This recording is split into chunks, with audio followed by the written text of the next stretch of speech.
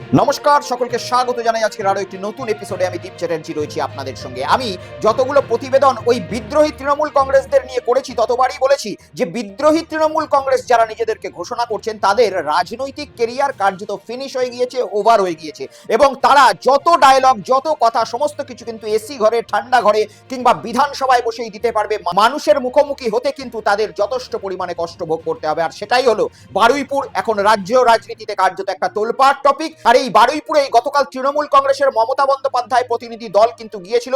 বারুইপুরের বিধায়ক বিমান বন্দ্যোপাধ্যায়, তিনি, দোলা সেন সেখানে উপস্থিত হয়েছিলেন।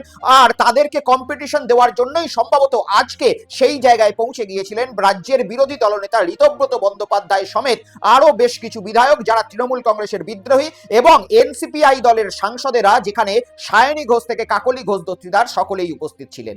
কিন্তু আমি আগেই বললাম যে রাজনৈতিক কেরিয়ার এই সমস্ত যারা পলিটিশিয়ান রয়েছে, রাজ্যবাসীরা এমনটাই বলছে যে তাদের কার্যত ফিনিশ হয়ে গিয়েছে। এবং এটাই আজ সকালে দেখা গেল বারুইপুরের মাটি থেকে। নির্যাতিতার বাড়িতে প্রথমে তো ঢুকতে গিয়ে ব্যাপক বাধার সম্মুখীন হয় সায়নী ঘোষরা বা এনসিপিআই দলের সাংসদেরা, এবং যখন সায়নী ঘোষ বেরিয়ে আসছেন সেই সময় সায়নী ঘোষের সম্বন্ধে মানুষ যে ধরনের বক্তব্য পেশ করলো সেটা সত্যিই আপনাদেরকে আজকে শুনতে হবে। এবং এটাও আপনাদেরকে দেখাবো যে ঋতব্রত বন্দ্যোপাধ্যায় এতদিন পর্যন্ত এসি ঘরে বসে বক্তব্য রাখছিলেন এবং অভিষেক বন্দ্যোপাধ্যায়ের চোর পিটানির গল্প তিনি শোনাচ্ছিলেন, সেই ঋতব্রত বন্দ্যোপাধ্যায়কেও কার্যত সেখান থেকে পালিয়ে যেতে হলো।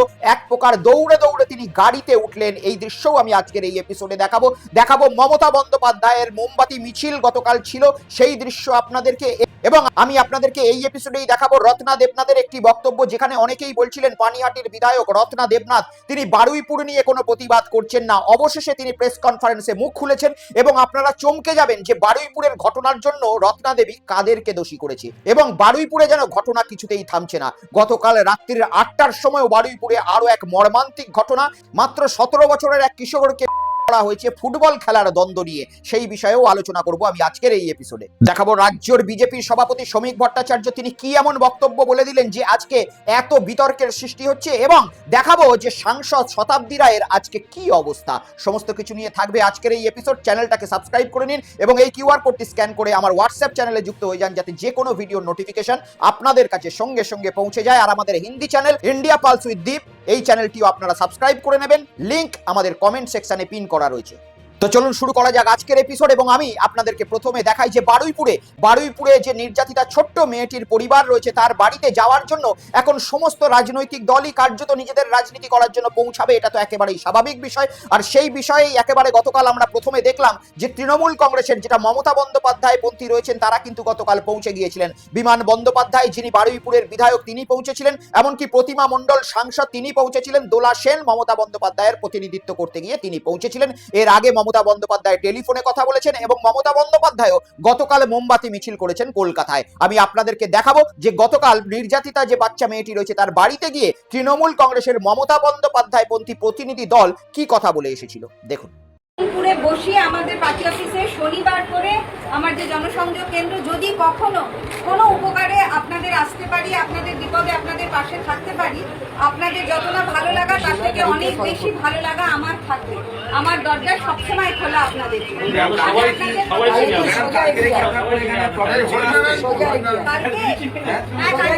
সঙ্গে আমার আসার কথা ছিল, দিদি যেহেতু আটকে দিয়েছে আমরা আসতে পারি, কারণ আমি তো জয়নগরে থাকি না, আমি বালিগঞ্জে থাকেন, তো আপনি আসতে পারতেন। আপনি কি সমস্যা ছিল আপনার?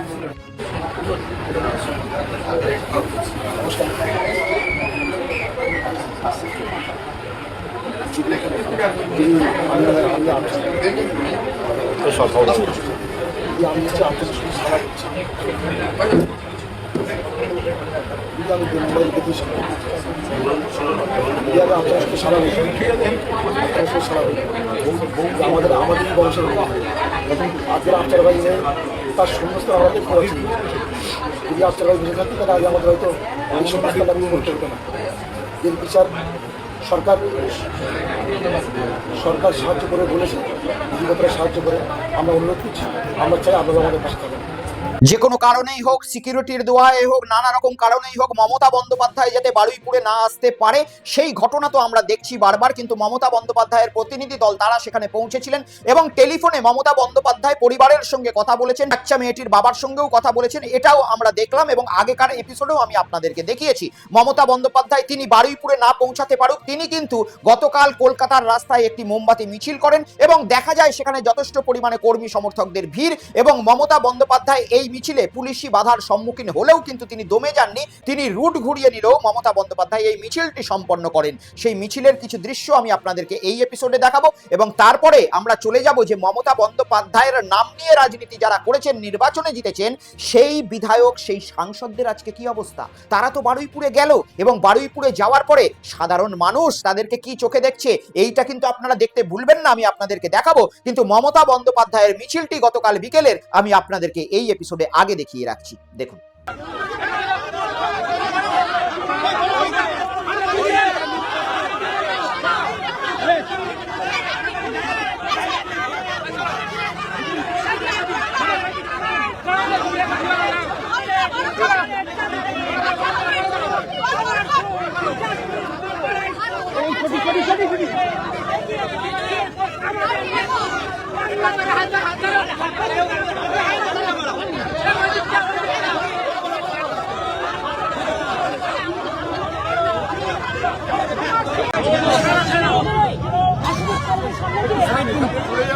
ঘুরে যাচ্ছি তো এইখান থেকে ঘুরে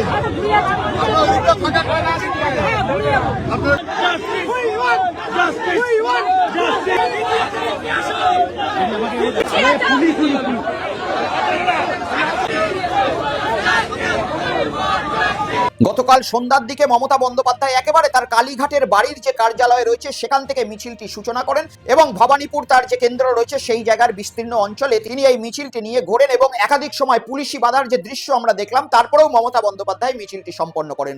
বহুজনা রয়েছেন যারা বিরোধী রয়েছেন, তারা কমেন্টস করছেন যে মমতা বন্দ্যোপাধ্যায় আরজি করের সময় কখনো কোনো মিছিল করেননি, অথচ আজকে কেন তিনি করছেন। তাদেরকে এতটুকুই বুঝতে হবে যে এটা রাজনীতি, আর এই রাজনীতিতে যারা বিরোধী থাকে তারাই একমাত্র সরকার পক্ষে ঘটে যাওয়া কোনো ঘটনার বিরোধিতা করে। যেভাবে আমরা দেখেছিলাম আরজি করের সময়, আজকের বর্তমান মুখ্যমন্ত্রী মাননীয় শুভেন্দু অধিকারী রাজ্যটাকে কার্যত উথাল পাথাল করে দিতেন এবং গোটা রাজ্য নারী সুরক্ষার নামে বিভিন্ন জায়গায় নানা রকম বক্তৃতা দিতেন। তিনি আজকে বর্তমান মুখ্যমন্ত্রী, তিনি কি বারুইপুরের ঘটনার জন্য রাস্তায় নামবেন? ঠিক একইভাবেই মমতা বন্দ্যোপাধ্যায় যখন মুখ্যমন্ত্রী ছিলেন তিনি যে কাজটা করেছেন, আজকে তিনি বিরোধীর আসনে রয়েছেন, আজকে তার যেটা করার কাজ সেটাই তিনি করছেন এবং এটা একেবারেই একটা পলিটিক্সের অন্যতম অঙ্গ।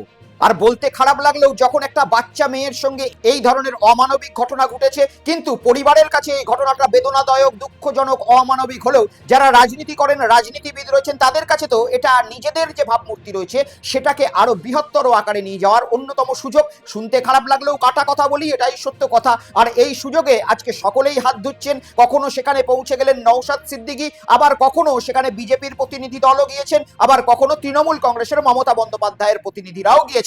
কিন্তু সব থেকে বেশি বাধার সম্মুখীন হলো এবং সব থেকে বেশি বিক্ষোভের সম্মুখীন হতে হলো এই তৃণমূল কংগ্রেসের দলকে ভেঙে বিদ্রোহী হিসাবে নিজেদেরকে ঘোষণা করা সায়নী ঘোষদের এবং ঋতব্রত বন্দ্যোপাধ্যায়দের। আজকে সকালে যখন সায়নী ঘোষ, যাদবপুরের সাংসদ, যিনি ওই এলাকার সাংসদ, তিনি থেকে শুরু করে কাকলি ঘোষ দস্তিদার থেকে শুরু করে এমনকি বিরোধী দলনেতা রাজ্যের ঋতব্রত বন্দ্যোপাধ্যায় বারুইপুরের ওই নির্যাতিতার পরিবারের কাছে গেলেন, খেলাটা আসল ঘুরে গেল সেইখানে এবং মানুষ বুঝিয়ে দিল যে মানুষ কিন্তু বোকা নয়, তারা সমস্ত কিছুই বোঝে এবং মানুষ আজকের দিনে যারা বিদ্রোহী নিজেদেরকে বলছেন তাদেরকে বিদ্রোহী নয়, তাদেরকে গদ্দার এবং কত টাকায় বিক্রি হয়েছে এমন প্রশ্নবাণে জর্জরিত করছে।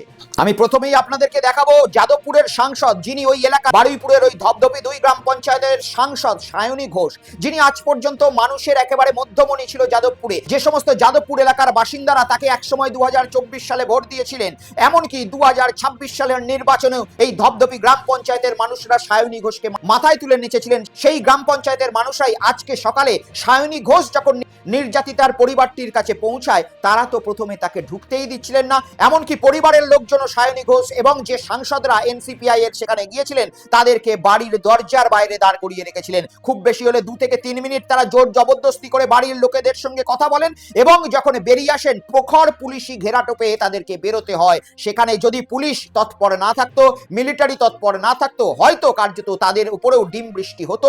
আমি আপনাদেরকে দেখাচ্ছি স্ক্রিনে, দেখতে পাচ্ছেন কি পরিমাণে পুলিশ এই সায়নী ঘোষদেরকে উদ্ধার করার জন্য সেই জায়গায় উপস্থিত ছিলেন। কিন্তু মানুষের মুখকে পুলিশ তো কন্ট্রোল করতে পারলেন না। মানুষ একেবারে একাধিক কথা ছুড়ে দিলেন সায়নী ঘোষদের দিকে, বিশেষ করে সবথেকে বেশি কথা শোনালেন সায়নী ঘোষকে। আমি দেখাবো আপনাদেরকে সেই মুহূর্তের দৃশ্য, দেখুন।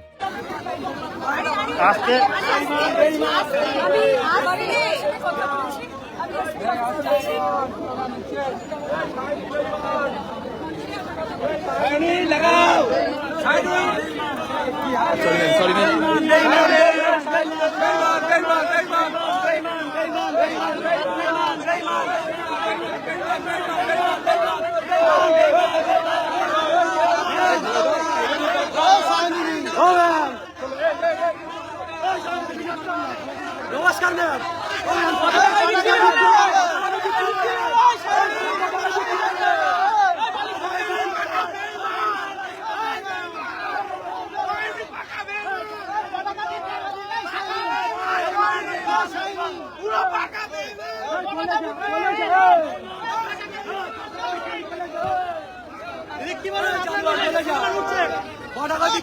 বিক্রি হলে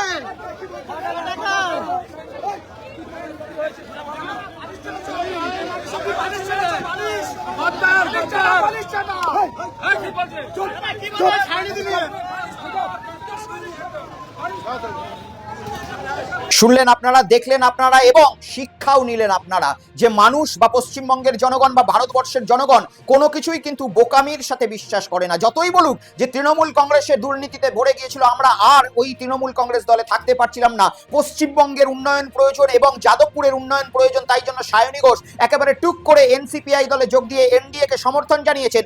মানুষ যে আসল ঘটনা কি সেটা কিন্তু বুঝে গিয়েছেন এবং মানুষ যাদবপুর, যেটা সায়নী ঘোষের নিজস্ব এলাকা, সেই জায়গাতেই তিনি আজকে সুরক্ষিতভাবে ঘুরতে পারছেন না। কেউ তাকে বলছেন চোর, কেউ তাকে স্লোগান দিচ্ছেন একটা নোংরা ভাষায়, আবার কেউ তাকে বলছেন গদ্দার, কেউ তাকে বলছেন বালিশ চাটা, কেউ তাকে বলছেন কত টাকায় বিক্রি হলেন। আজকে নিশ্চয়ই বাড়িতে যখন এই সমস্ত সাংসদ বা বিধায়করা যাবেন, নিজেদের মূল্যায়ন করতে পারবেন যে টিভির পর্দায় যতটাই বক্তৃতা দেওয়া যাক, মানুষ কিন্তু তাদেরকেই বিশ্বাস করে যারা নিজের পথে একেবারে কথা রেখে টিকে থাকতে পারে।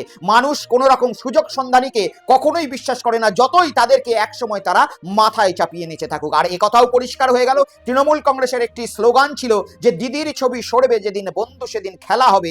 এই স্লোগানটাও কিন্তু আজকে অনেকটা সত্যে পরিণত হলো যে তৃণমূল কংগ্রেস হোক কিংবা ভারতীয় জনতা পার্টি হোক কিংবা অল ইন্ডিয়া কংগ্রেস হোক, সেখানে একটা বড় হেভিওয়েট নেতার যদি মুখ না থাকে তাহলে কোনো সাধারণ এমএলএ সাংসদের কোনো গ্রহণযোগ্যতা নেই। যেভাবে তৃণমূল কংগ্রেসে মমতা বন্দ্যোপাধ্যায়, সেভাবে ভারতীয় জনতা পার্টিতে নরেন্দ্র মোদী এবং আজকের দিনে যদি কথা বলতে হয় কংগ্রেসের অন্যতম মুখ রাহুল গান্ধী। এদের ছবি আপনি পিছনে নিয়ে ছাড়া এই ভারতবর্ষে কোনো জায়গায় রাজনীতি করতে গেলে আপনাকে এইভাবেই ভুগতে হবে। তবে বারুইপুরে গিয়ে সায়নী ঘোষ কিংবা কাকলি ঘোষ দস্তিদাররাই শুধু বিক্ষোভের মুখে বা প্রতিবাদের মুখে পড়েননি। এমনও সময় দেখা গেল যখন ঋতব্রত বন্দ্যোপাধ্যায়, যিনি বিরোধী দলনেতা, যিনি এতদিন পর্যন্ত এসি ঘরে বসে এবং বিধানসভায় বসেই শুধু বক্তৃতা করেছেন, ফিল্ডে নেমে কখনো একেবারে নিজের মূল্যায়ন করেননি যে আজকের দিনে তার গ্রহণযোগ্যতা মানুষের কাছে কতটা রয়েছে। আর সেই গ্রহণযোগ্যতা মাপতে গিয়েই তিনি গেলেন বারুইপুরে এবং বারুইপুরে যাওয়ার পরে তিনি বেশিক্ষণ থাকতে পারলেন না, তাকে উল্টো পায়ে ছুটে একেবারে দৌড়ে পুলিশি ঘেরাটোপে গাড়ির মধ্যে উঠতে হলো। এই দৃশ্যও আমাদের কাছে ভেসে উঠলো এবং যখন তিনি সেই জায়গা থেকে পেরিয়ে যাচ্ছেন, একাধিক কটূক্তিও ভেসে আসতে দেখলাম আমরা ঋতব্রত বন্দ্যোপাধ্যায়ের দিকে, দেখুন।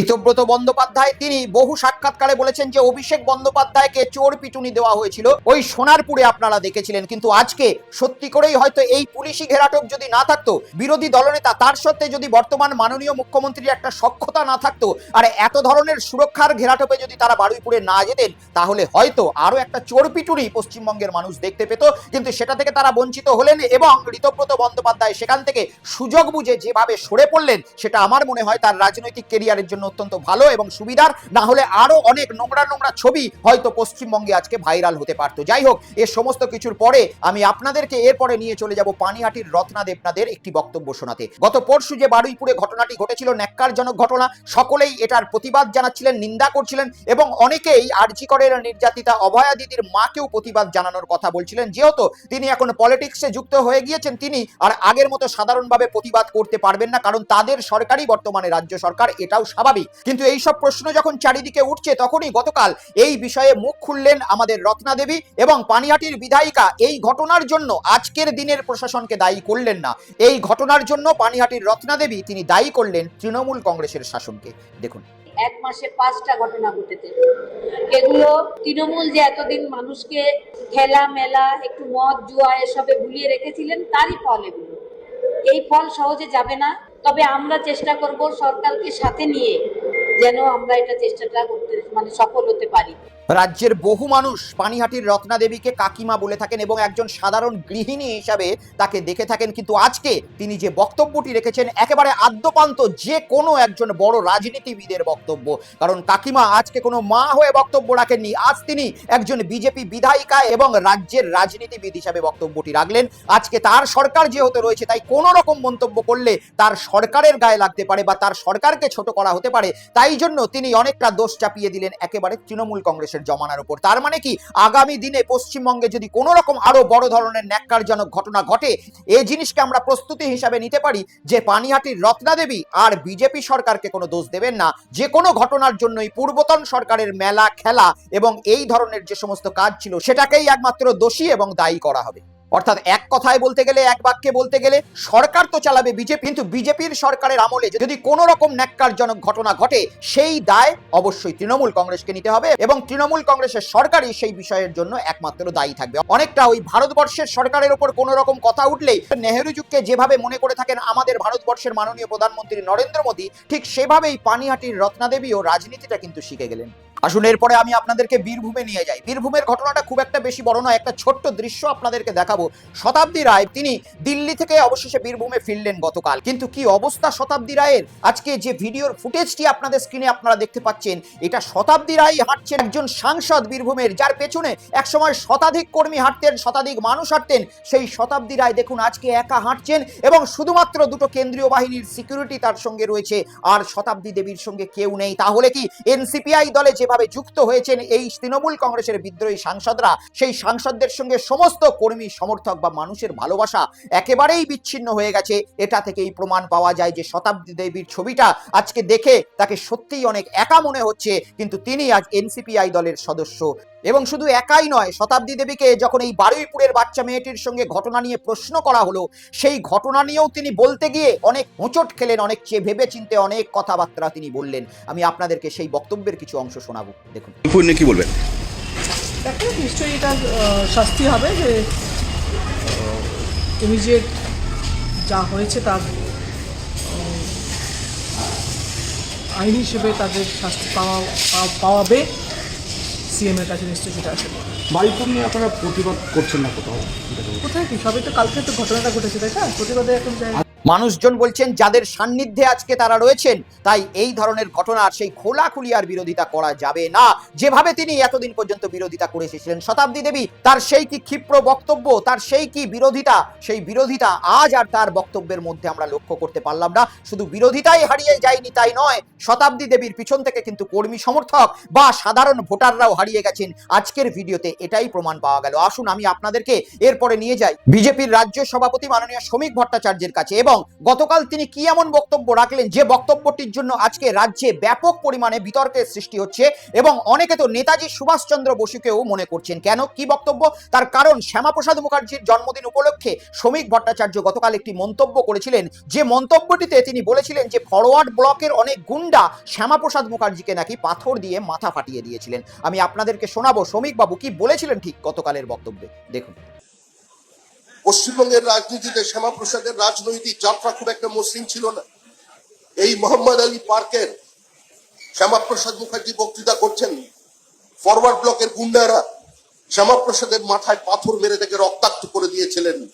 হ্যাঁ, শ্যামাপ্রসাদ মুখোপাধ্যায়ের জন্মদিন উপলক্ষের যে অনুষ্ঠান, সেই অনুষ্ঠানে ঠিক এই বক্তব্যটি রেখেছিলেন বিজেপির রাজ্য সভাপতি শ্রমিক ভট্টাচার্য বাবু। আর এই বক্তব্যটির পরেই এই ক্লিপিংসটিকে কেটে সোশ্যাল মিডিয়ায় ব্যাপক ধরনের বিতর্কের সৃষ্টি হয় যে শ্রমিক বাবু যে বক্তব্যটি রাখলেন ফরওয়ার্ড ব্লকের গুন্ডারা, আসলে তিনি কার কথা বলতে চাইছিলেন। কারণ ফরওয়ার্ড ব্লকের প্রতিষ্ঠাতা আমরা এটা সকলেই জানি যে নেতাজি সুভাষচন্দ্র বসু। আর নেতাজি সুভাষচন্দ্র বসু তিনিই কিন্তু ভারতবর্ষের অন্যতম মুক্তি সূর্য ছিলেন, যিনি অঘোষিতভাবে ভারতবর্ষের প্রধানমন্ত্রী ছিলেন। এবং ভারতবর্ষ যে আজকে স্বাধীন হয়ে মাথা তুলে দাঁড়াতে পেরেছে, এটার জন্য যদি মহাত্মা গান্ধীকে এক শ্রেণীর মানুষ স্বীকৃতি দিয়ে থাকেন, তো অন্য শ্রেণীর মানুষ তার থেকেও বেশি স্বীকৃতি কিন্তু নেতাজি সুভাষচন্দ্র বসুর লড়াইকে দিয়ে থাকেন। কারণ সকলেই মনে রেখেছেন তার ব্রিটিশদেরকে উৎখাত করতে দিল্লি চলোর ডাক। তাই শ্রমিক বাবুর এই বক্তব্যের জেরে অনেকেই এই কথাটাই বলছেন যে যেহেতু ফরওয়ার্ড ব্লকের প্রতিষ্ঠাতা নেতাজি সুভাষচন্দ্র বসু ছিলেন এবং শ্যামাপ্রসাদ মুখোপাধ্যায়ের সময়কালীনই নেতাজি সুভাষচন্দ্র বসু ও ভারতবর্ষের জন্য স্বাধীনতার জন্য লড়াই করছিলেন, তাহলে নেতাজি সুভাষচন্দ্র বসুর যারা অনুগামী ছিলেন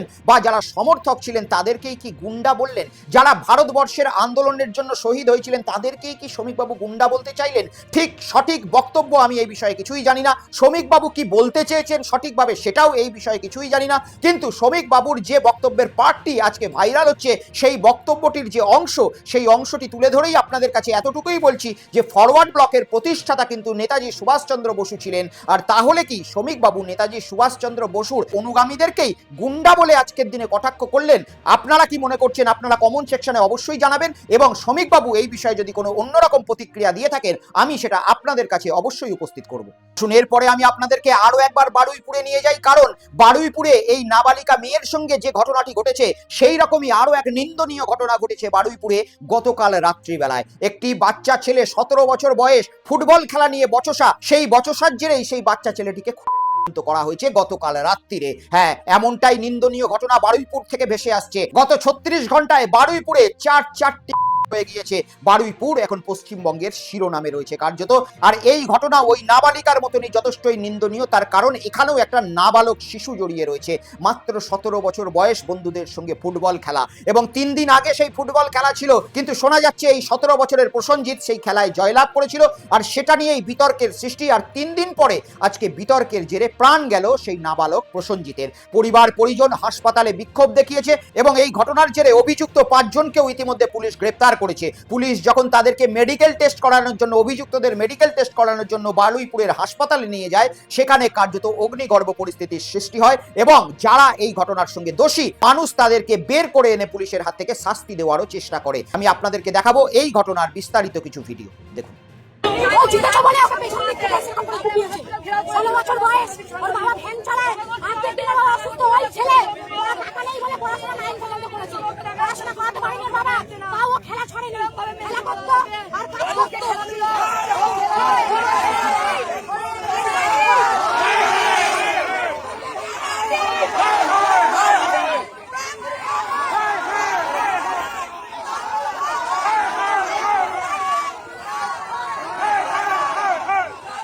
এখন এই ঘটনার কিছু ধর্মীয় রূপও আসছে।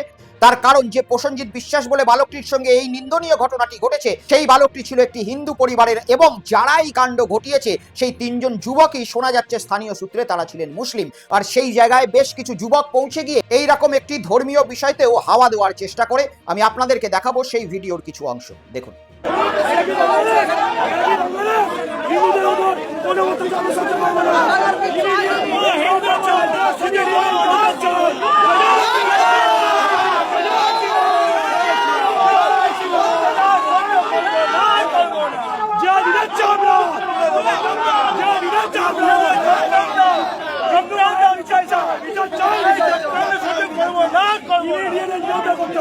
Immediate encounter. এটা বাংলাদেশ নয়, এটা ভারতবর্ষ। হিন্দু রাস্তায় হিন্দুর উপর অত্যাচার চলবে না। জয় জয় শ্রীরাম।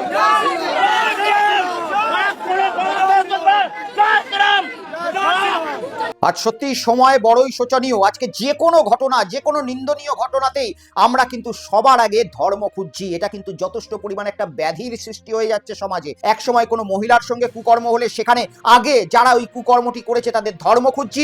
যদি সেই ধর্ম আমাদের পছন্দ মতো হয় তাহলে আমরা চুপ থাকছি, আর যদি পছন্দ মতো না হয় তাহলে আমরা সেটা নিয়ে সমাজে আওয়াজ তোলার চেষ্টা করছি। যখন কোনো ন্যাক্কারজনক ঘটনা ঘটছে সেখানেও এই ধরনের ছবি আমরা দেখতে পাচ্ছি, যেটা সমাজের একটা ব্যাধি। আর এই রকম ব্যাধি যদি থাকে তাহলে সমাজ কিন্তু ধীরে ধীরে ধর্মীয় হানাহানি, যেটা 1945 সালে ঘটেছিল বাংলার মাটিতে, সেটাই কিন্তু আবার না পশ্চিমবঙ্গে ভারতবর্ষে ফিরে আসে। এটাই সব থেকে বড় চিন্তা। তাই সামাজিকভাবে যারা এই ধরনের নোংরা কাজ করছে তাদের ধর্ম পরে দেখা হোক, আগে তাদেরকে আইনত এবং দ্রুত ফাস্ট ট্র্যাক আদালতের মাধ্যমে শাস্তি দেওয়া হোক, এবং কমিউনাল অ্যাঙ্গেল যাতে কোনোভাবেই না ছড়ায় তার জন্য মিডিয়াদেরকেও বিশেষ ভূমিকা পালন করতে হবে। কারণ এই ব্যাধি দিনের পর দিন আস্তে আস্তে ছড়িয়ে গেলে গোটা সমাজ কিন্তু এই আগুনে লিপ্ত হয়ে যাবে। সকলে ভালো থাকুন। আজকের এপিসোড এই পর্যন্তই রইল। দেখা হবে পরবর্তী প্রতিবেদনে। ততক্ষণ দেখতে থাকুন বেঙ্গল পালস উইথ দেব, সত্য যেখানে রং দেখে না। নমস্কার।